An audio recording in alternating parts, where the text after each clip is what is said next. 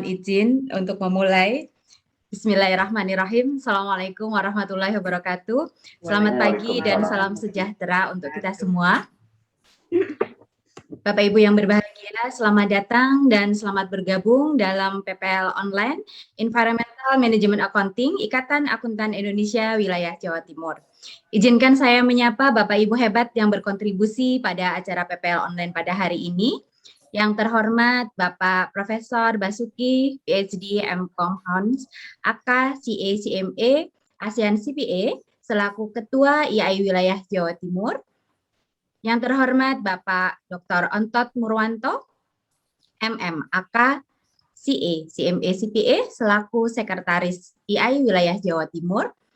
Yang terhormat Ibu Dr. Puji Handayati, MM, AK, CA, CMA, CSRS, selaku Ketua IAI Komisariat Malang Raya. Yang terhormat Ibu Dr. DRA Erwin Saraswati, MSI, AK, CA, CSRS, selaku narasumber pada hari ini. Dan terima kasih tak terhingga kepada Bapak Ibu semua peserta PPL Online yang antusias untuk bersama-sama mengikuti acara pada hari ini. Dan tidak lupa disampaikan terima kasih kepada seluruh panitia penyelenggara PPL Online pada hari ini. Pertama-tama, puji syukur marilah senantiasa kita panjatkan kehadirat Allah Subhanahu wa taala atas limpahan rahmat, taufik, hidayah dan inayahnya kepada kita semua, sehingga pada hari ini Sabtu tanggal 13 November 2021 kita dapat berkumpul bersama di dalam room Zoom meeting ini untuk mengikuti PPL Online dengan tema Environmental Management Accounting. PPL Online ini merupakan awal dari serangkaian PPL Online rapat anggota IAI Wilayah Jawa Timur. Baik, Bapak Ibu yang berbahagia, perkenankanlah saya, Sulis, selaku MC yang bertugas, membacakan rangkaian acara pada hari ini. Yang pertama adalah menyanyikan lagu Indonesia Raya, kemudian berikutnya adalah sambutan dari Sekretaris IAI Wilayah Jawa Timur, yang ketiga, sambutan Ketua IAI Komisariat Malang Raya, yang keempat, penyampaian materi dilanjutkan dengan diskusi dan tanya jawab. Kemudian berikutnya adalah penutupan, kita akan mengakhiri acara pada pukul 12.30. Baik Bapak Ibu, mari kita segera memulai acara dengan menyanyikan lagu Indonesia Raya. Kepada panitia yang bertugas, disilahkan.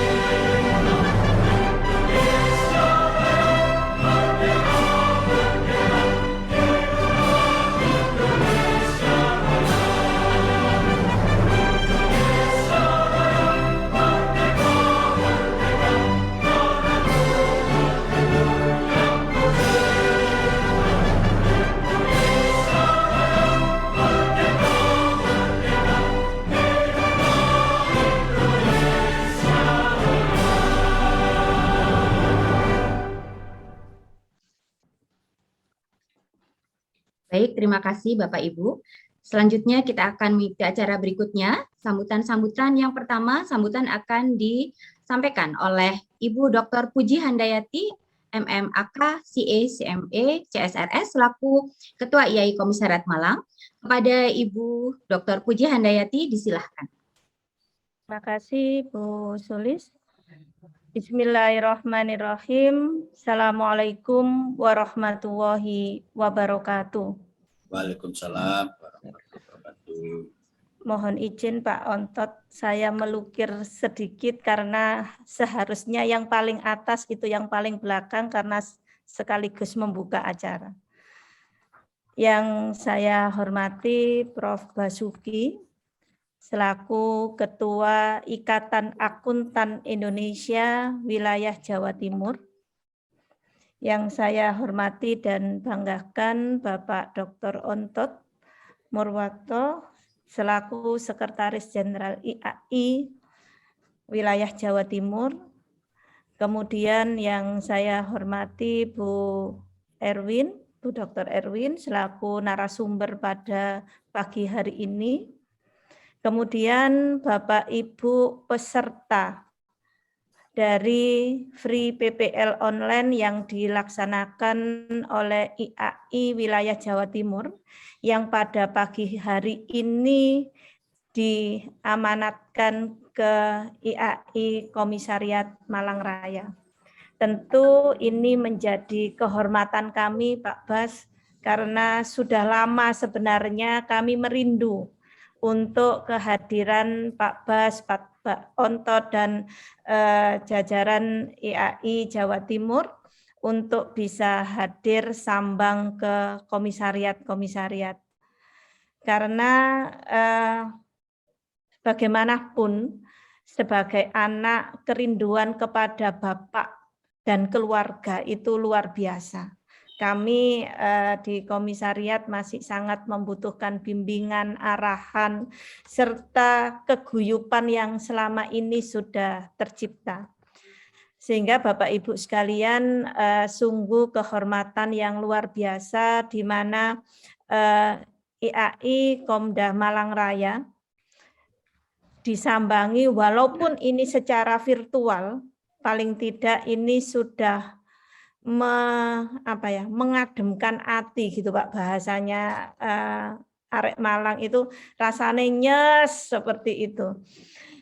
Mudah-mudahan dengan kegiatan ini menjadi salah satu bukti bahwa kepedulian IAI Wilayah Jawa Timur kepada komisariat-komisariat yang ada di wilayah IAI Jatim itu tetap terengkuh, tetap terjalin keeratan itu, sehingga maju bersama-sama untuk mencerdaskan anggotanya, mencerdaskan masyarakat secara umum, dan mencerdaskan nusa dan bangsa.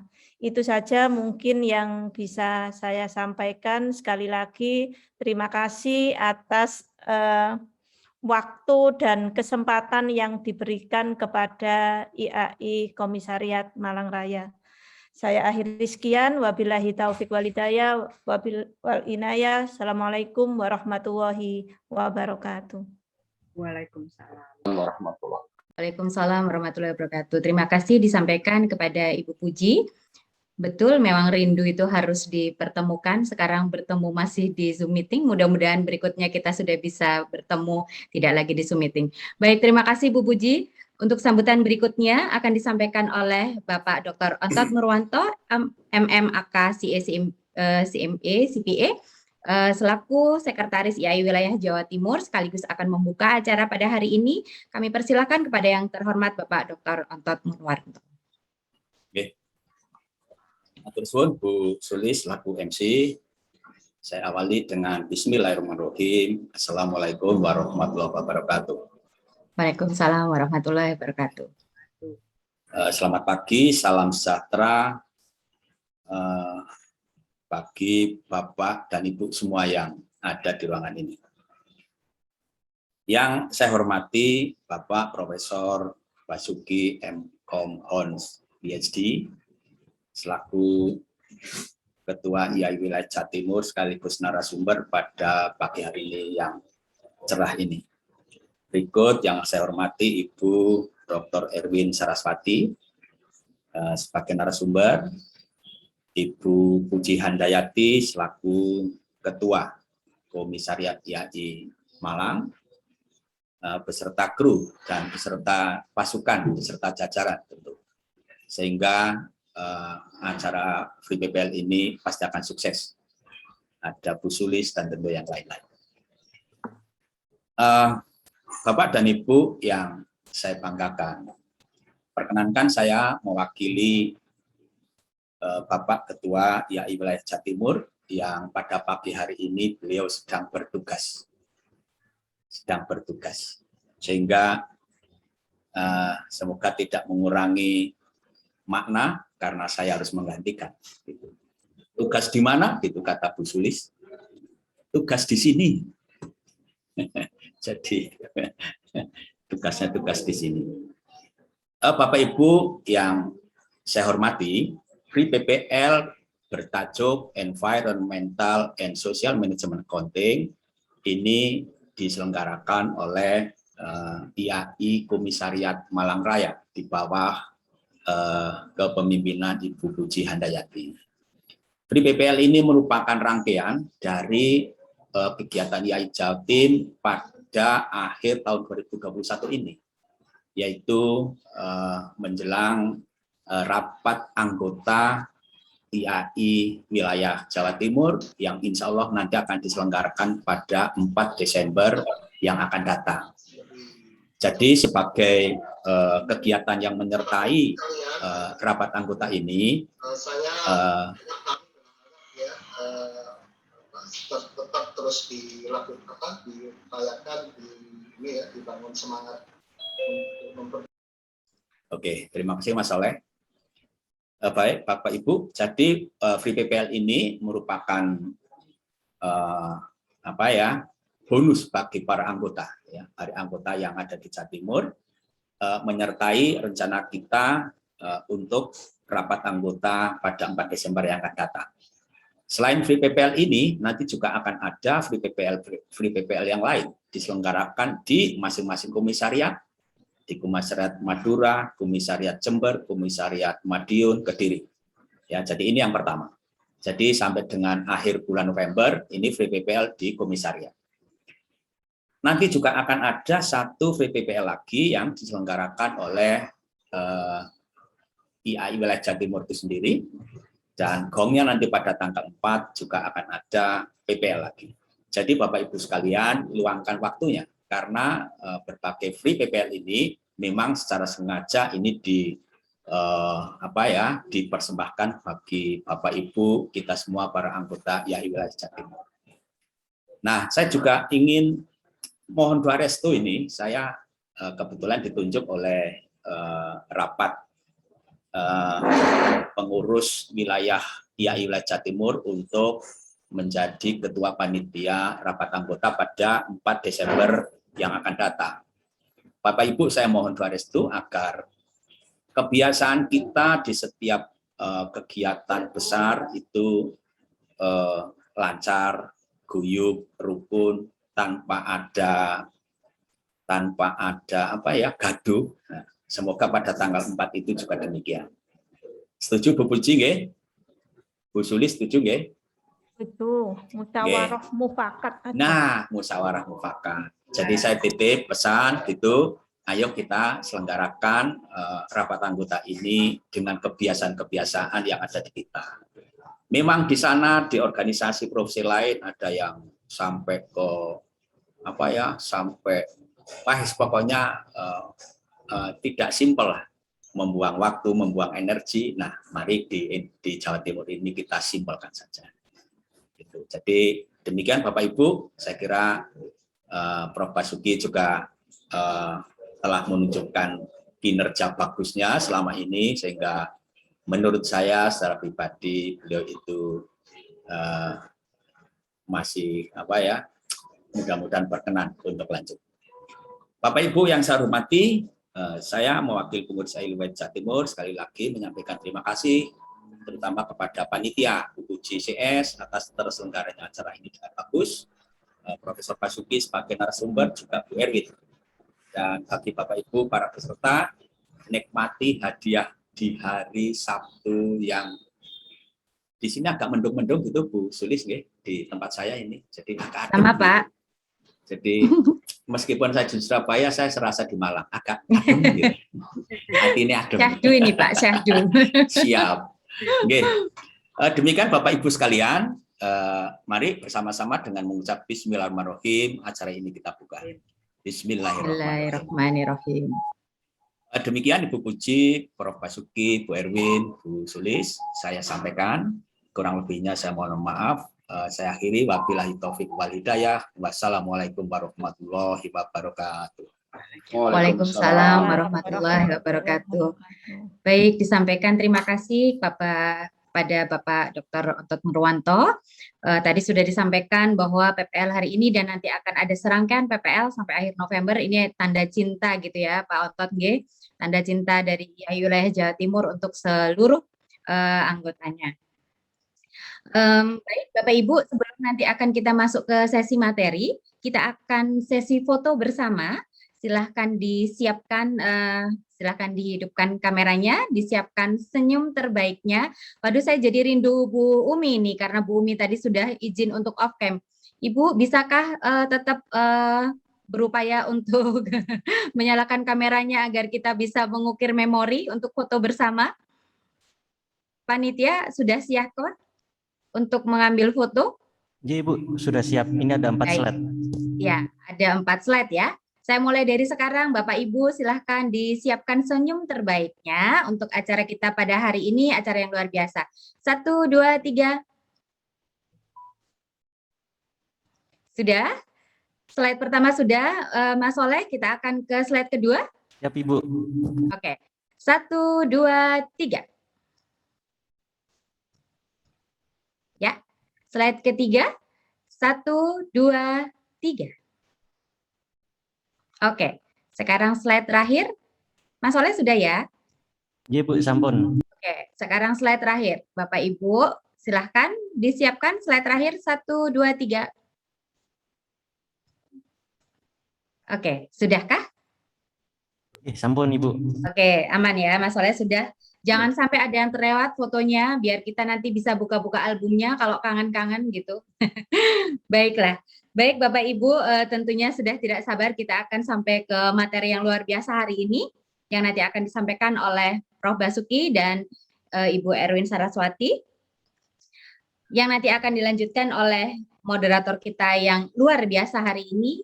Beliau Ketua IAI Komisariat Malang Raya yang akan menjadi moderator kita hari ini. Sebelumnya saya akan membacakan CV beliau. Panitia bisa di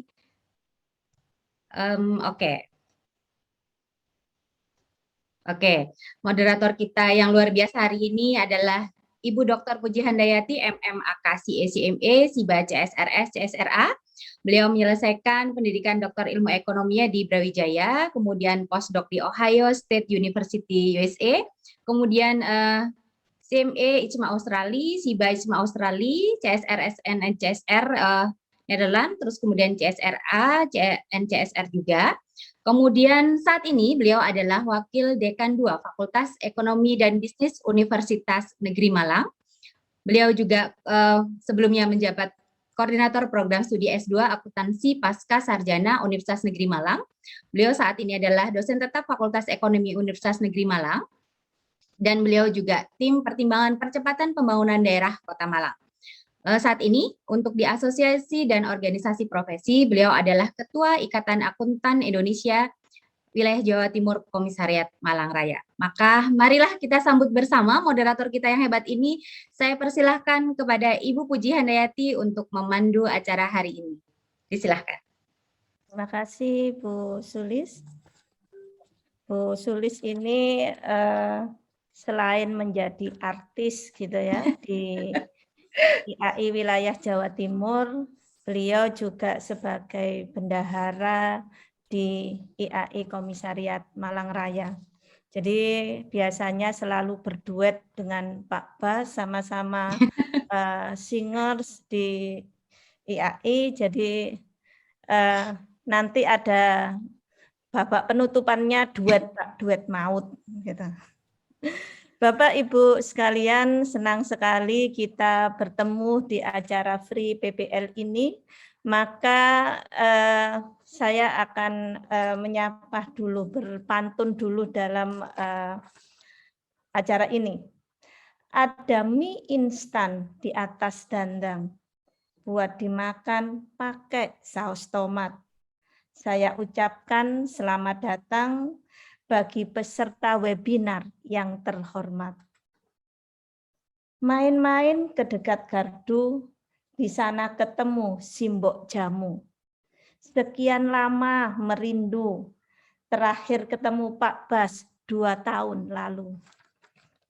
Kita berikan aplaus buat para pembicara kita. Ini ada satu pantun lagi untuk menjawab yang Pak Ontot. Ini kalau Bu Sulis pasti dinyanyikan karena saya biasanya menyumbangkan lagu, menjadi sumbang maksudnya, sehingga saya bacakan liriknya aja. Jika ada yang bilang ku lupa kau, jangan kau dengar. Jika ada yang bilang ku tak setia, jangan kau dengar. Banyak cinta yang datang mendekat, ku menolak. Semua itu karena ku cinta Pak Basuki sebagai Ketua IAI Wilayah Jawa Timur. Terima kasih. Puji. Kalau Bu Sulis itu lagunya Bunga Citra Lestari pasti dinyanyikan. Puji. Ya, nanti Ya. saya nyanyikan ketika ketemu. Jadi walaupun banyak pilihan, saya tetap menaruh hati saya ke Pak Basuki. Terima kasih. Bapak Ibu sekalian, peserta webinar, salah satu fungsi penting tentang akuntansi lingkungan adalah untuk menggambarkan biaya-biaya lingkungan, supaya ini menjadi perhatian bagi para stakeholder yang nantinya mampu mendorong di dalam mengidentifikasi cara-cara untuk mengurangi biaya perusahaan. Ini akan menjadi topik yang sangat penting kalau bicara tentang environment accounting, bicara tentang social management accounting, ini menjadi hal yang sangat menarik, apalagi kalau kita gandengkan dengan SDGs yang salah satu goal di dalamnya adalah untuk lingkungan. Oke, Bapak Ibu, ini nanti akan kita kupas tuntas di dalam Free PPL ini. Yang pertama nanti Prof. Basuki dulu, kemudian yang kedua adalah Bu Erwin. Sebelum Prof. Basuki menyampaikan materi pada pagi hari ini, tentunya kita perlu melihat profil beliau. Mohon panitia bisa menampilkan siapakah Pak Bas ini sebenarnya gitu ya. Walaupun ini sangat famous, jadi kalau bicara langsung Prof. Basuki itu Jawa Timur wis kenal kabeh gitu ya. Beliau adalah Profesor Dr. Basuki M.Com, host PhD, AK CA CMA, tambahannya adalah ASEAN CPA. Beliau lahir di Cilacap 15 Mei 1958.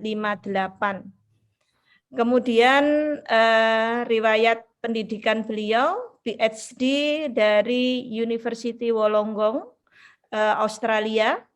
Sedangkan di dalam keprofesian beliau menjadi koordinator ketua-ketua wilayah IAI untuk wilayah Indonesia Barat mulai tahun 2020 sampai saat ini.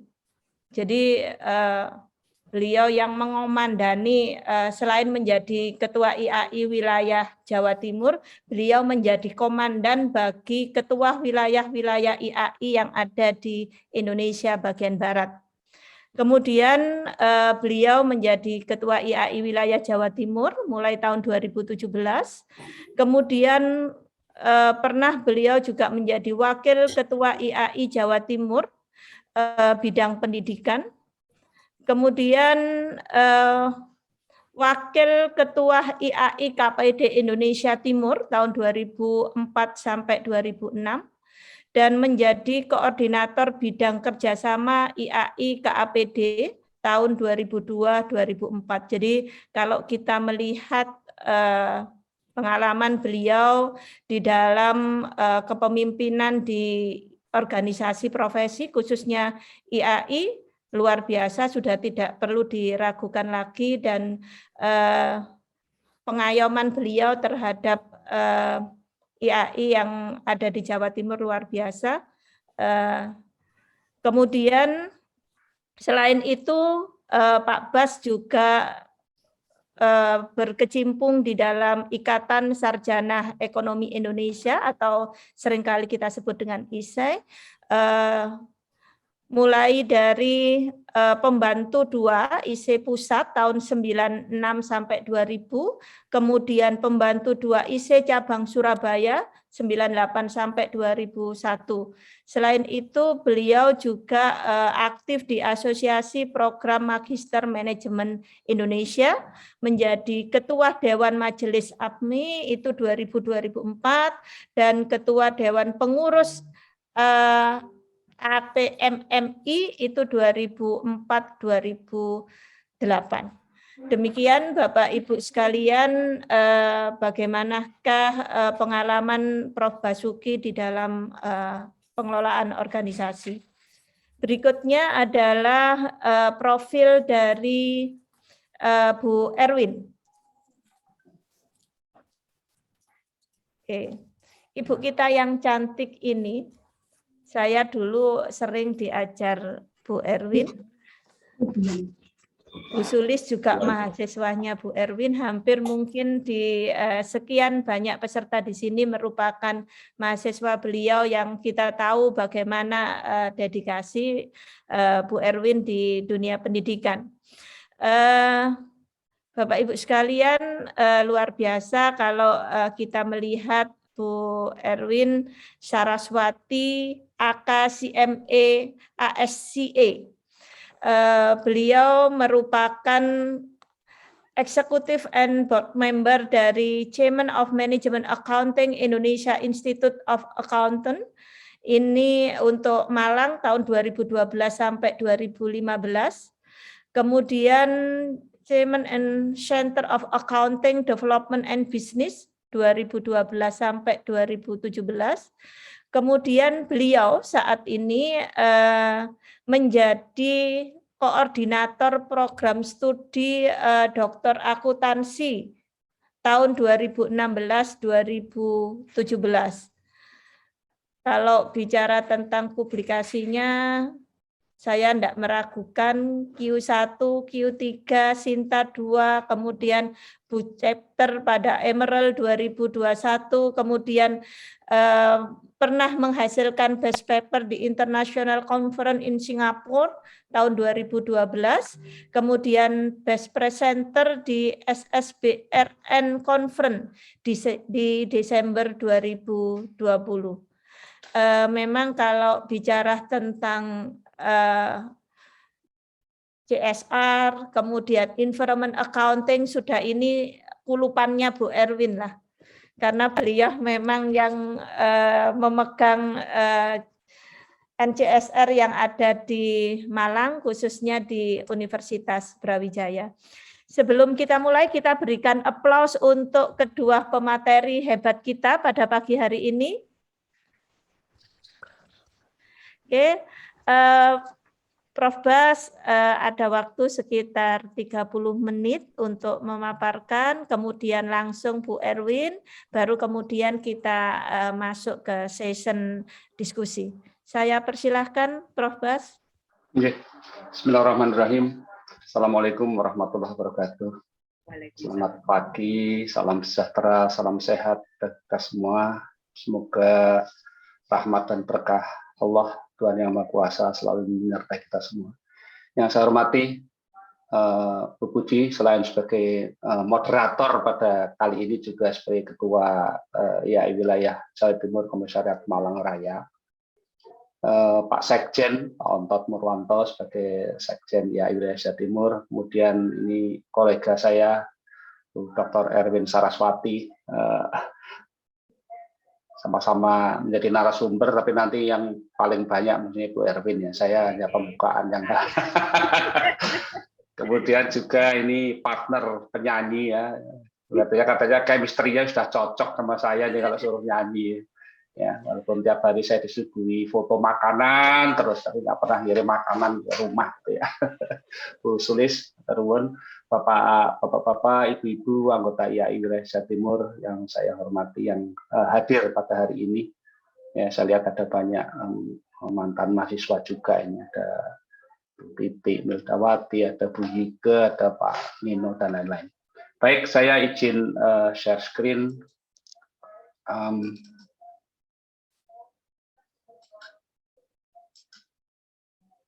Sudah kelihatan ya? Baik, Bapak Ibu sekalian, ketika panitia menghubungi saya, Pak Bas mohon bersedia untuk jadi narasumber untuk topik Environmental Management Accounting pada acara PPL tanggal 13 gitu ya. Waktu itu kebetulan tanggal 13 beliau saya hari ini ya, itu ada acara yang tidak bisa saya tinggalkan, tapi kemudian saya ingat bahwa ini adalah yang punya gawe itu Komisariat Malang. Ini kalau nggak dituruti bahaya, saya kalau ke Malang bisa nggak diajak kemana-mana itu ya. Akhirnya lewat acara yang jendela sudah loh, nggak lewat lawang loh. acara yang sudah direncanakan agak lama itu terpaksa saya batalkan. Saya mohon maaf, ini ada panggilan darurat dari Malang, jadi saya batalkan itu. Saya kemudian saya bicara ke manajemen eksekutif. Oke, yang tanggal 13 jadi nanti yang harusnya tanggal 13 saya geser ke tanggal 19, itu acara saya yang saya mundurkan.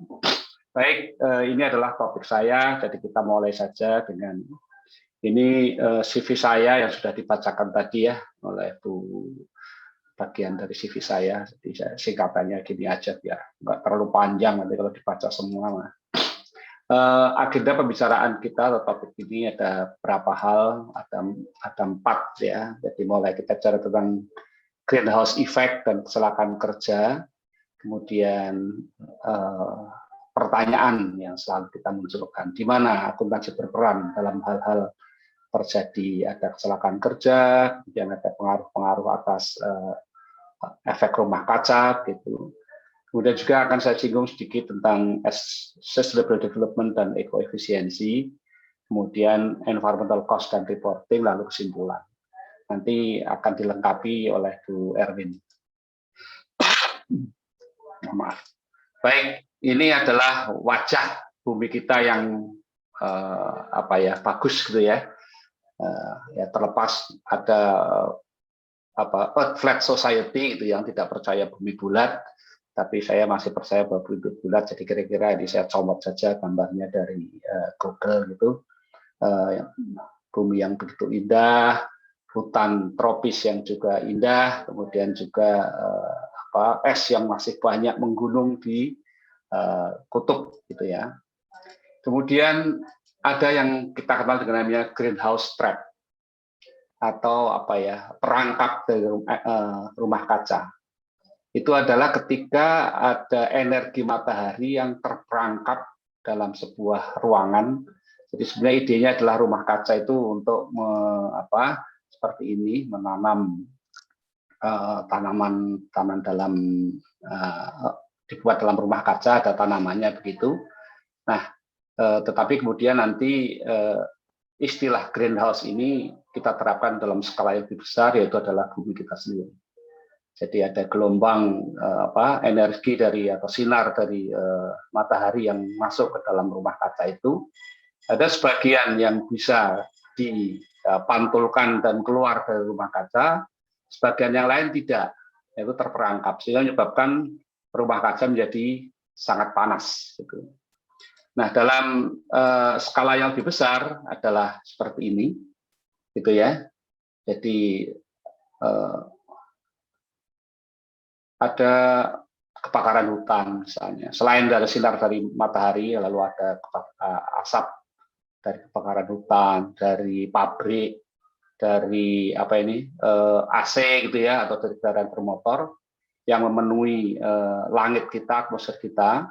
Sebagian bisa lepas, tapi sebagian memantul kembali. Sehingga istilah rumah kaca ini menjadi diterapkan dalam skala yang lebih besar adalah bumi kita ini adalah sebuah rumah kaca yang semakin lama semakin panas, sehingga dampaknya terjadi perubahan iklim, gitu ya, ada perubahan iklim. Nah, ini adalah contoh-contoh yang sekarang juga masih muncul ya, banjir di Sintang yang sudah 3 minggu. Saya tidak bisa membayangkan bagaimana saudara-saudara kita di Kalimantan 3 minggu dibanjiri air gitu ya, karena kesalahan dalam, kalau saya sih melihatnya itu juga kesalahan dalam hal manajemen air gitu ya.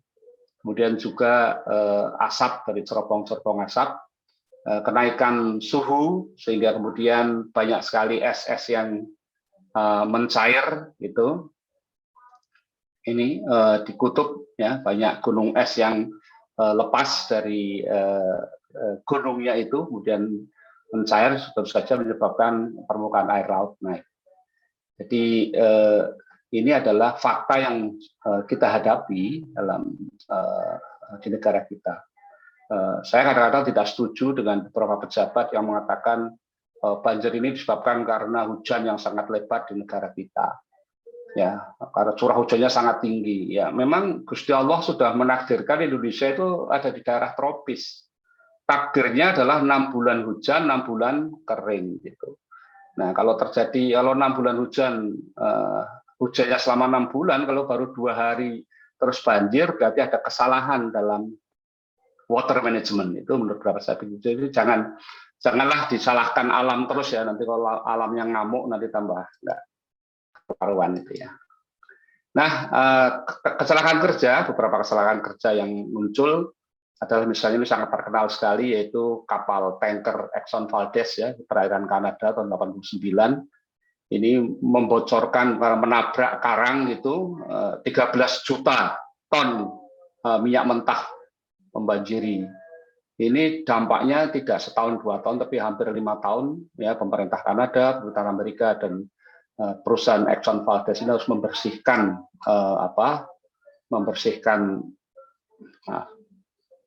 membersihkan lingkungan air ya, dengan dampak yang luar biasa, kematian satwa yang luar biasa. Kecelakaan kerja yang lain misalnya adalah tahun 53 ini. Ini juga sangat terkenal sekali, tambang emas di Jepang ya, Minamata. Ini juga dampaknya tidak hanya setahun 2 tahun, tapi puluhan tahun. Ya, bayi-bayi yang lahir 10 tahun, 15 tahun setelah tahun 53 itu banyak sekali yang cacat. Ini contohnya adalah gambar yang di tengah ini. Ya, ini anak-anak yang terpengaruh ini karena kebocoran pembuangan limbah dari perusahaan emas yang ada di sana, berdampak pada kerusakan yang sangat luar biasa sekali. Dan itu tidak tahunan saja, tapi ada yang 5 tahun, puluhan tahun. Lapindo, saya kira kita sangat mengenal ya. Ini juga sebuah kecelakaan kerja yang berdampak terhadap lingkungan kita. Kemudian Pantai Balikpapan misalnya tahun 2018 juga begitu, sama. Jadi pipa minyak Pertamina kecantol jangkar kapal gitu ya. Ini juga sampai setahun atau 2 tahun untuk membersihkan. Nah, kecelakaan seperti inilah tentu saja menimbulkan kos yang cukup besar bagi perusahaan dan juga bagi pemerintah. Ya, nah ini. Lalu muncullah kesadaran terhadap lingkungan itu dimulai tahun 90 ya. The Greening of Accountancy ini adalah sebuah usaha untuk memunculkan bagaimana membuat akuntansi hijau gitu. Ya, tentang akuntansi lingkungan itu muncul di SCCA pertama kali adalah tahun 90. Kemudian juga tahun 92 itu pemerintah negara bagian California kalau saya nggak salah itu mulai berpikir bagaimana mendevelop accounting system for pollution and pollution prevention. Lalu 97 ini terkenal sekali ada sidang tentang lingkungan, konferensi lingkungan di Kyoto dan menghasilkan the Kyoto Protocol, di mana intinya adalah semua negara, ya, tanggung jawabnya di negara, memerintahkan kepada perusahaan-perusahaan untuk bisa mengurangi emisi CO2 dari atmosfer. Ya. Menghilangkan kalau bisa, kalau tidak mengurangi, ya dikurangi kemudian disimpan dan nanti itu bisa dijual ke negara-negara maju. Itu adalah kesepakatannya. Mulai 2013 sampai 2021 banyak sekali konferensi yang intinya adalah membicarakan tentang perubahan iklim.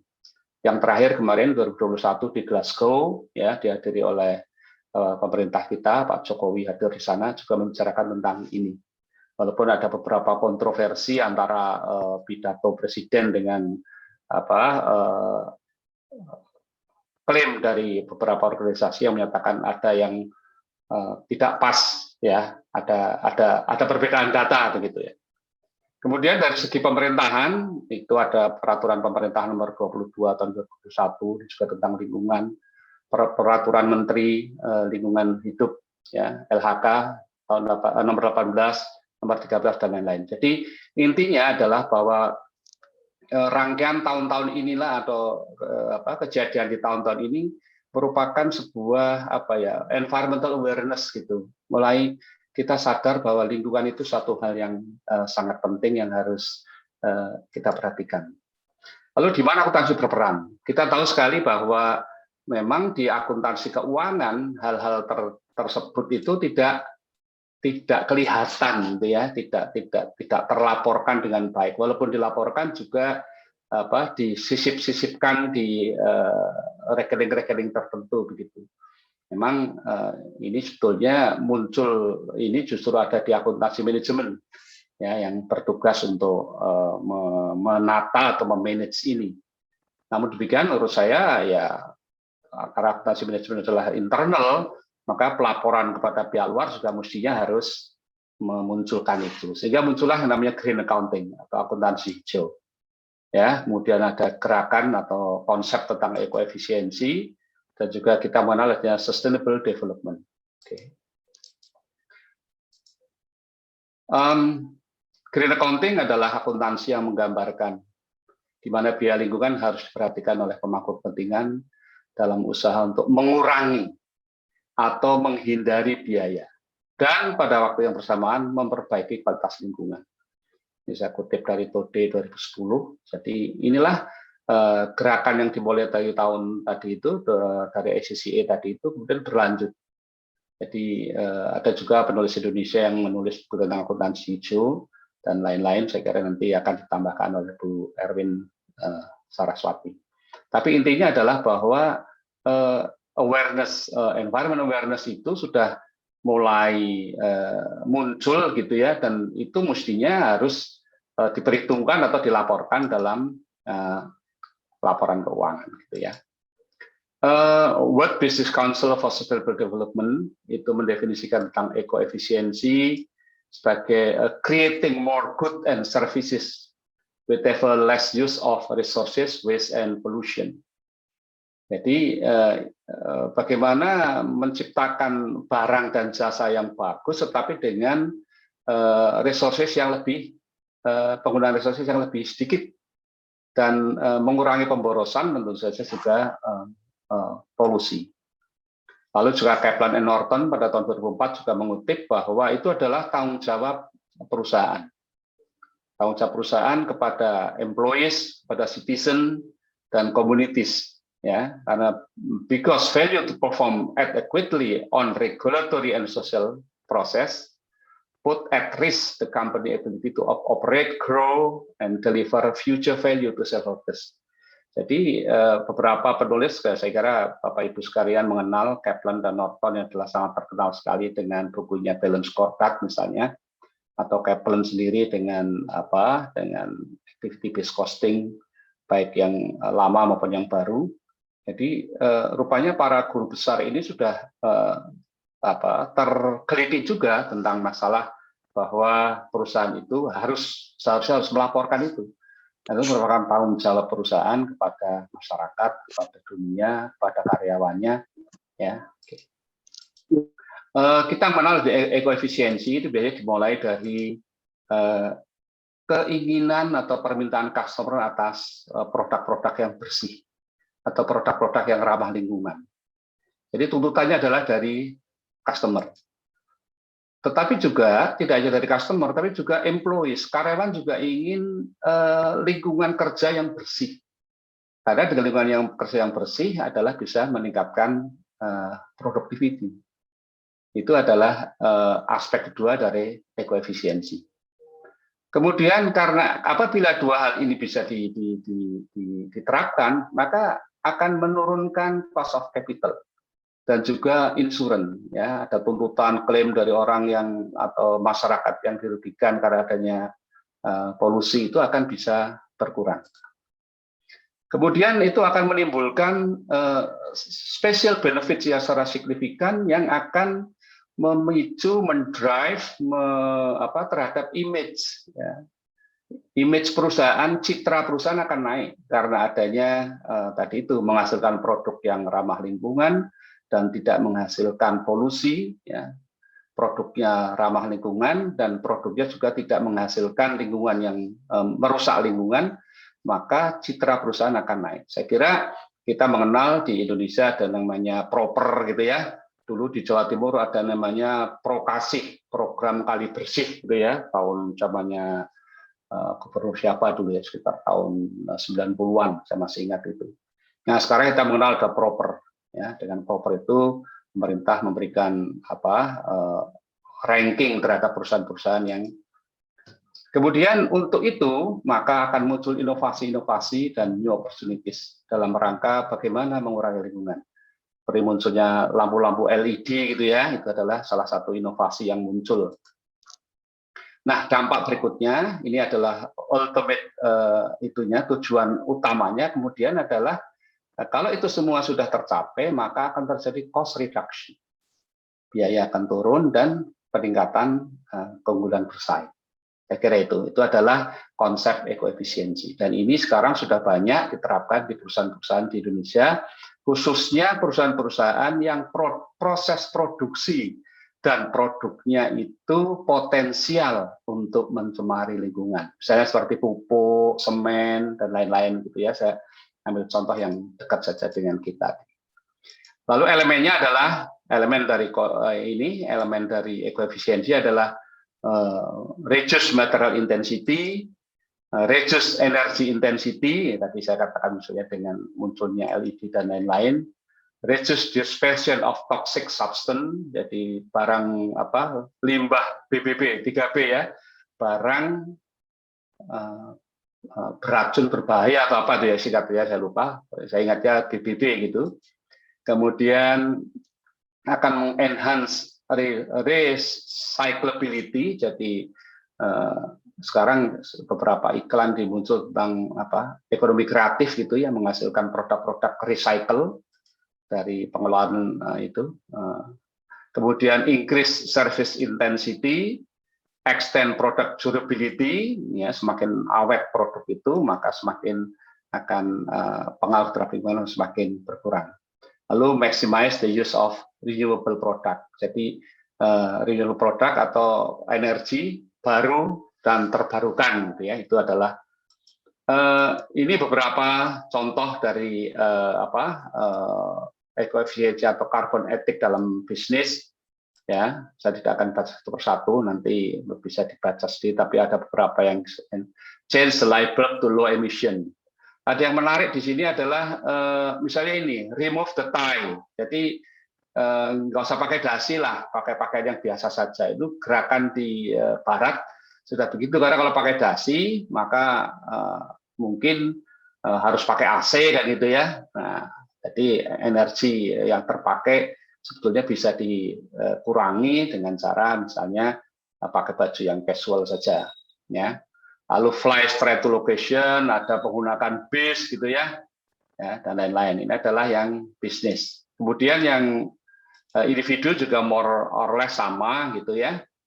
Oke, jadi ada yang lucu juga nih, hang up the clothesline. Jadi jemur aja di sinar matahari, nggak usah pakai mesin penjemur ya. Biasanya kalau kita di luar negeri, setelah dicuci itu ada mesin yang sifatnya adalah untuk mengeringkan, jadi tidak perlu dijemur ya. Memang ya kalau di sana kalau pas nggak ada matahari ya gimana, tapi tetap saja ada gerakan agar ya gunakan itu. Bahkan plant a bamboo fence, jadi pagernya nggak usah pakai tembok, tapi pakai tumbuh-tumbuhan saja dan lain-lain. Ini adalah gerakan-gerakan yang muncul di dunia barat, yang mungkin beberapa bisa kita adopsi, tapi beberapa mungkin belum.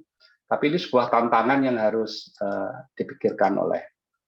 Kemudian juga kita mengenal adanya sustainable development. Ini menurut itu by definition adalah sebetulnya kita ketika kita membuat sesuatu, memproduksi sesuatu itu harus memperhitungkan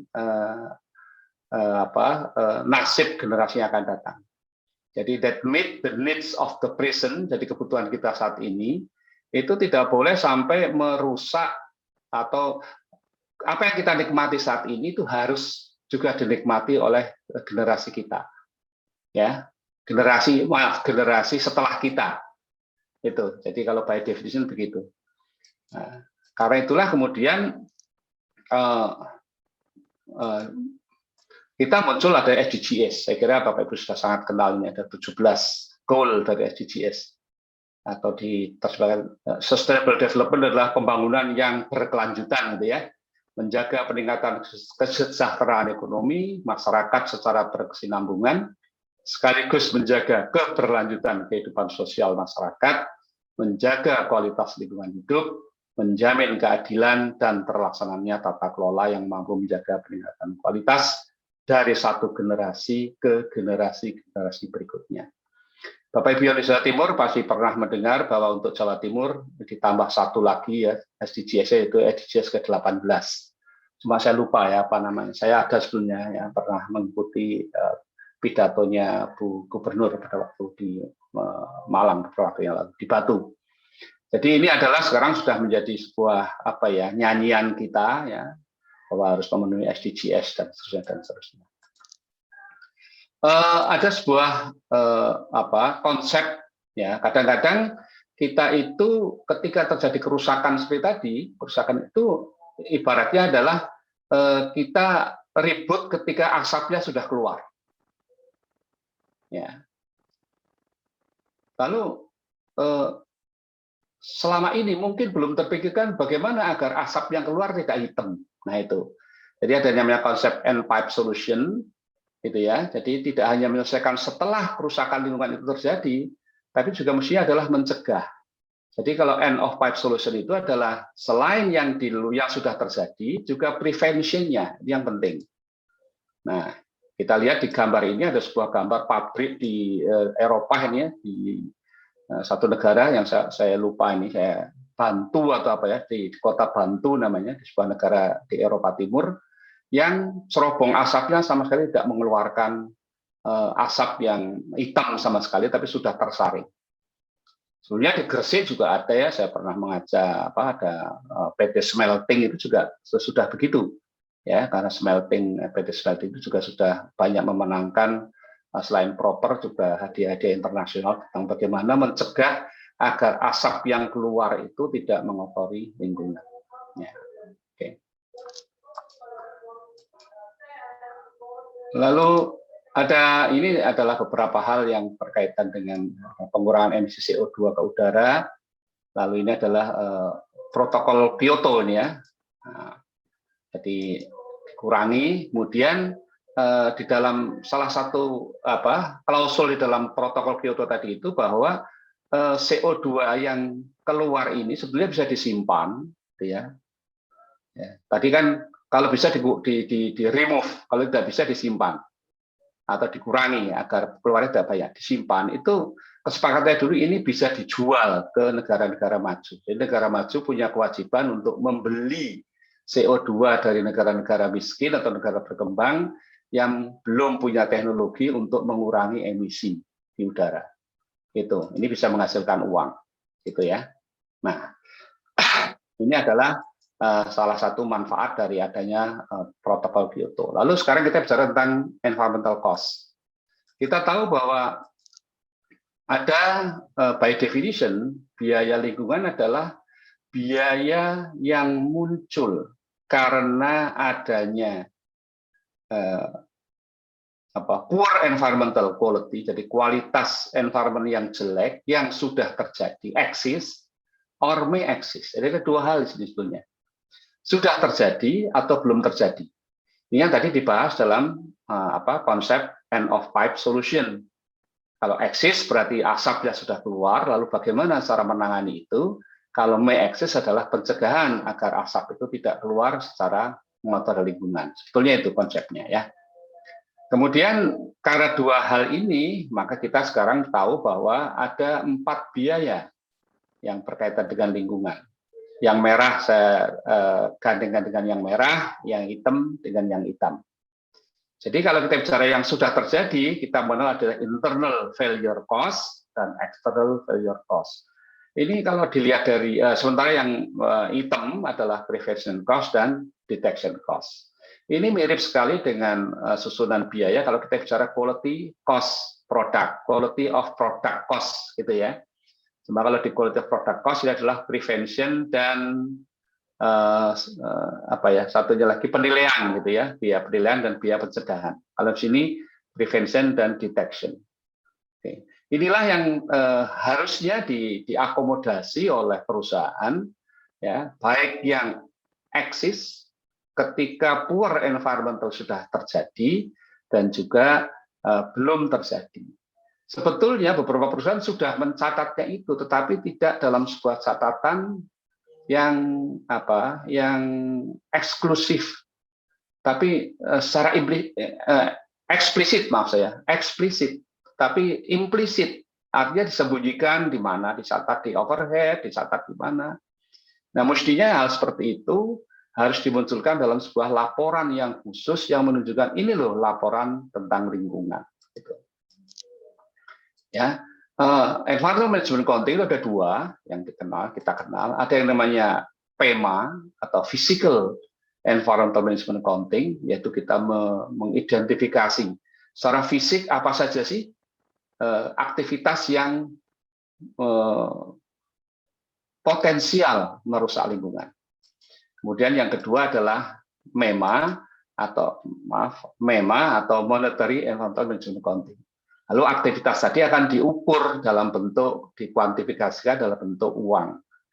Kalau benefit ya benefit, kalau cost ya cost gitu ya. Jadi ada cost of environmental accounting, environmental ada benefit dari environmental.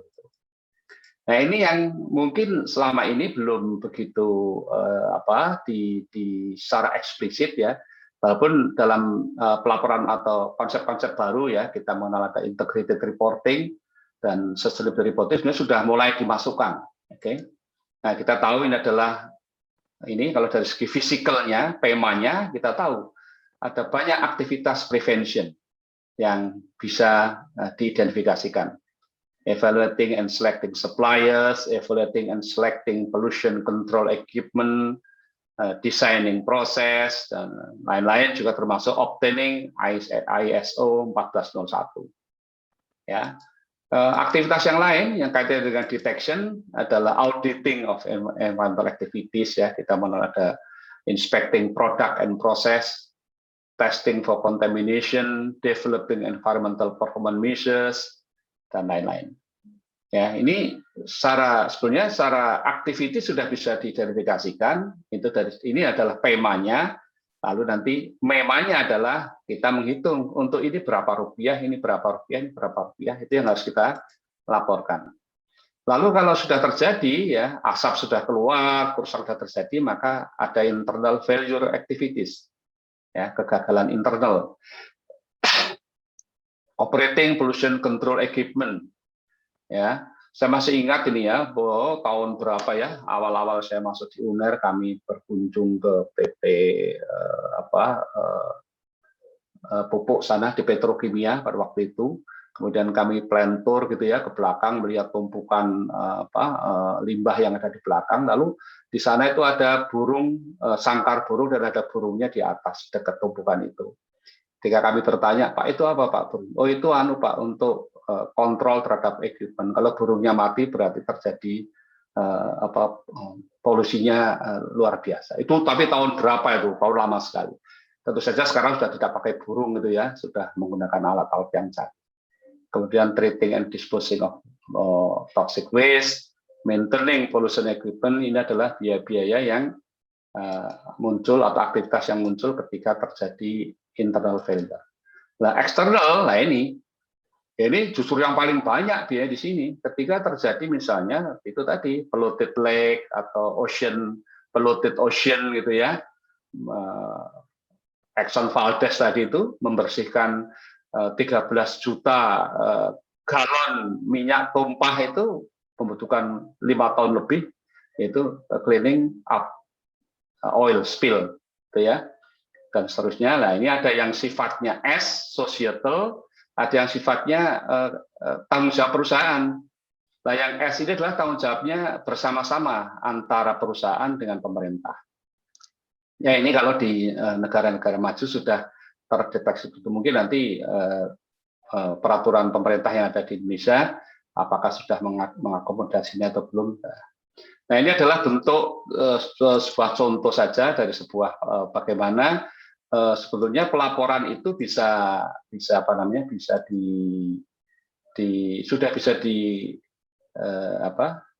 setelah physical activity tadi diketahui, lalu dihitung berapa kebutuhannya misalnya. Nah, ini sudah langsung dikelompokkan. Training employees yang berkaitan dengan prevention cost misalnya. Mungkin selama ini kita sudah melakukan training employees, cuma tidak dalam di bawah sub langsung prevention cost, tapi dicatat di biaya apa gitu ya, ada di overhead atau biaya pelatihan yang lain, tapi tidak secara spesifik menyebutkan ini adalah biaya pelatihan untuk prevention cost, misalnya begitu. Nah, mestinya kalau itu sudah dilakukan dengan atau usaha kita untuk melaporkan, mendisclosure itu ya untuk ke publik nantinya, perusahaan mestinya sudah harus bisa memilah-milah mana yang prevention, berapa prevention cost-nya, berapa detection-nya, ya, kemudian berapa internal failure-nya, berapa external failure, itu sudah terdeteksi semua. Sehingga kita akan bisa mengetahui berapa total dari environmental cost yang ini yang harus kita laporkan sebetulnya. Ya, nanti masalah ini akan menjadi tanggung jawab pemerintah atau tanggung jawab perusahaan itu urusan belakang. Ya, ini sebagian bisa tadi yang societal bisa digeser ke dikerjasamakan dengan pemerintah misalnya, atau yang individu perusahaannya perusahaan. Tapi intinya bagi saya adalah sebetulnya catatan ini muncul secara eksplisit. Ini yang harus, sehingga fungsi akuntansi itu tidak hanya sekedar melaporkan yang baik-baik saja kepada pemegang saham, tapi juga ini loh, ada kegagalan lingkungan, ada pengaruh terhadap lingkungan, dan lain-lain. Kemudian juga dari sana, lalu selain yang cost juga benefitnya juga akan diidentifikasi dan cost-nya berapa. Dari cost reduction misalnya, oh kita bisa menghemat 300.000. Dari cost reduction dari kontaminan, dari cost reduction dari pembuangan limbah B3 tadi itu, dari recycling income, dari energi conservation, dari penggunaan tadi LED dan lain misalnya. Lalu ada benefit dari cost, dari benefit dari environmental ini. Nah, tentu saja benefit ini bukan dalam arti laba, enggak, tapi adanya pengurangan biaya. Kalau kita bicara pengurangan biaya, ini juga benefit. Ya, nanti tinggal kita bandingkan antara environmental cost dengan environmental benefit-nya, ya kan?